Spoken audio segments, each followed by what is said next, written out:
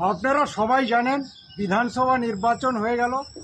আগামীকাল শপথ গ্রহণ অনুষ্ঠান হবে।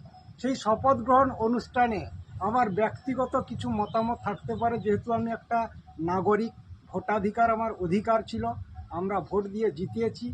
সেই হিসাবে নিজের কিছু কথা।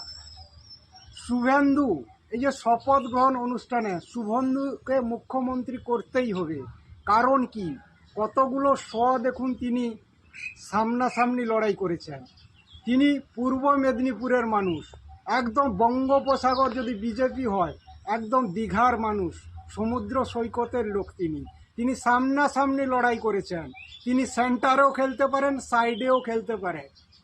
এই যে এই যে শস্য উৎপাদন হচ্ছে, সূর্য প্রথম আলো পূর্ব মেদিনীপুরে পড়ে। আপনাকে এটা একটু খেয়াল রাখতে হবে।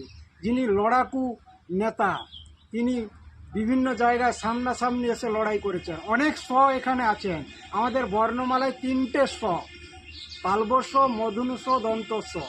কোন এ যাচ্ছে আমি সেটা বলছি না। এরপরে বিজেপি হচ্ছে কি এই যে বয়ের লোগো ছিল বিগত সরকারের, এই বটা এখন বিজেপি হয়ে গেল। এদের কার্যকলাপ কি, সুশাসন চাইছে তারা, কুশাসন নয়। কিন্তু এই কুণাল ঘোষের শাসন এখানে আমরা চাইছি না, সুশাসন। অনেক এখানে আছে, তো তাদের শাসন আমরা চাইছি। মানুষ যেন সেই পরিষেবা পায়।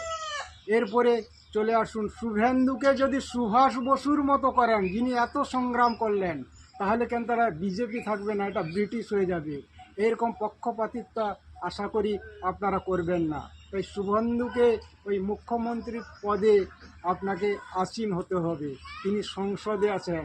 RSS প্রকৃত মানে নানা রকম হতে পারে। আর মানে রাম, SS মানে শিশির অধিকারী আর শুভেন্দু তার জ্যেষ্ঠ পুত্র। RSS সেখান থেকে নাকি নির্বাচিত করা হয়। অতএব এই শুভেন্দুকে আমরা চাইছি সবাই, এটা আমাদের অনুরোধ। বিজেপি হচ্ছে বঙ্গোপসাগর, আর শুভেন্দু এখানে সুশাসন করবেন, এই আশা আমরা রাখব। নমস্কার।